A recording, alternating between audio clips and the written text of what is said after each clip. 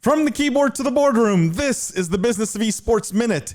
Every single week, I, Paul Dawalibi, the prophet of esports, will be bringing you my hottest takes from the week, basically everything you need to know about the business of esports, all in about 1 minute. Let's go. This week, Roblox announced that it now has more than 150 million monthly active users, up from the 115 million it had in February before the pandemic hit. The company also said its developer community will earn over $250 million in 2020, up from $110 million last year. These are huge numbers for a platform that is often overlooked as a Minecraft clone.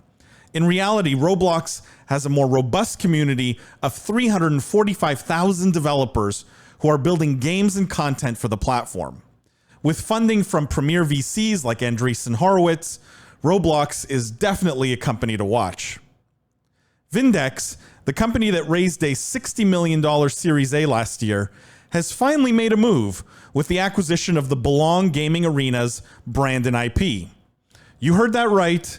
Vindex is not actually acquiring the business itself from Game Digital. Game Digital will still continue to own and operate all arenas in the UK and Spain. According to the Financial Times, Vindex paid about $50 million for the Belong brand and IP, which is not far off from the $65 million that was paid for the entire company by a UK entrepreneur last year. It's clear from these numbers that Vindex has overpaid for assets that are relatively easy to replicate, but probably felt pressured sitting on so much Series A cash. Vindex plans to invest $300 million over the next 5 years to open 1,000 locations globally, including 500 in the US. This means Vindex will have to spend a lot of time raising capital to feed this animal, and they're entering in a brick and mortar space that is crowded at quite possibly the worst moment in history to do so. Call me skeptical on this one. Finally, in other live event news, Modern Times Group reported its financial results for Q2 2020, recording a $2.15 million loss.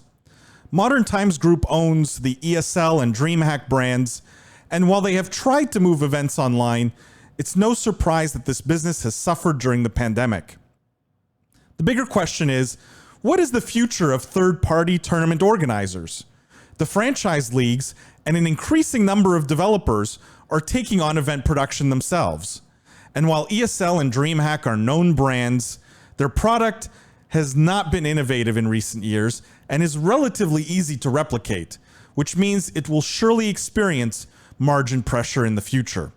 The reality is that gamers go to watch CSGO or Cloud9 and don't care who the tournament organizer is. For far more detailed insight and discussion into the business of esports, as well as the most exceptional lineup of guests, please tune in every week to the Business of Esports podcast and every Wednesday evening into the Business of Esports after show live stream. Also make sure to follow us on Twitter at BizEsports and on YouTube at the Business of Esports.